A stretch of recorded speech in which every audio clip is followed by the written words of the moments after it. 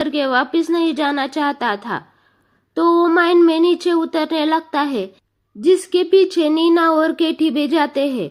Past की कुछ बातों को याद करके सभी माइन में नीचे उतरते हैं। कुछ देर चलते ही उनका सामना रिपर से हो जाता है, जिससे बचने के लिए सब एक दरार में छुप जाते हैं, जहां रिपर उन्हें CO2 से ढूंढने की कोशिश करता है। पर इमरजेंसी लाइट लगाकर सभी दूसरे रास्ते बाहर निकल जाते हैं। पर घबराहट में केटी आगे निकल जाती है और रिपर उसे मार देता है और अपने साथ ले जाता है। विल और नीना किसी तरह रिपर से बच के माइन से बाहर आते हैं। एक अबेंडेंड घर में उन्हें एक कार मिलती है और विल को मैक एंड चीज के बहुत सारे बॉक्स मिलते हैं। रात में दोनों वही खाते हुए तारा और केटी के मौत का अफसोस करते हैं। विल नीना से पूछता है, तुम्हारी लैब में क्या है? तो वो कोई स्पेशल बुलेट बनाने की बात करती है जिससे उन रिपर को मारा जा सके, पर विल उस पर यकीन नहीं करता। नीना कहती है तारा को उस पर यकीन था।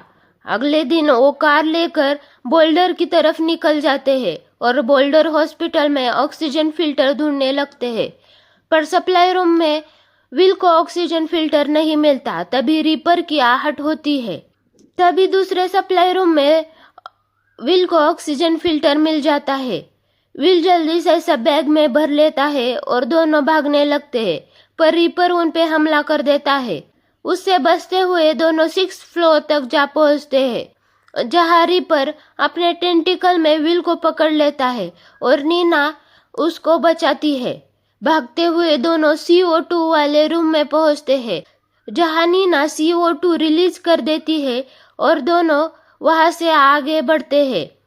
अगले रूम में विल नीना को जाने को बोलता है और खुद रिपर के पास आने का इंतजार करने लगता है, और उसके पास आते ही विल वहां रखे हुए ऑक्सीजन टैंक पर शूट कर देता है, जिससे ब्लास्ट में रिपर बाहर जाकर गिरता है। विल और नीना वहां से निकलने लगते हैं, पर नीना लैब जाना चाहती थी, तो विल उसे लैब ले जाता है। इधर ब्लास्ट से घायल रिपर फिर से खड़ा होता है और उनके पीछे जाने लगता है। नीना और विल लैब पहुंचते हैं। नीना बुलेट बनाने में लग जाती है और विल पहरा देता है। तब उसे पता चलता है कि नीना की भी फैमिली थी। नीना पास्ट की बातों को याद करके रोने लगती है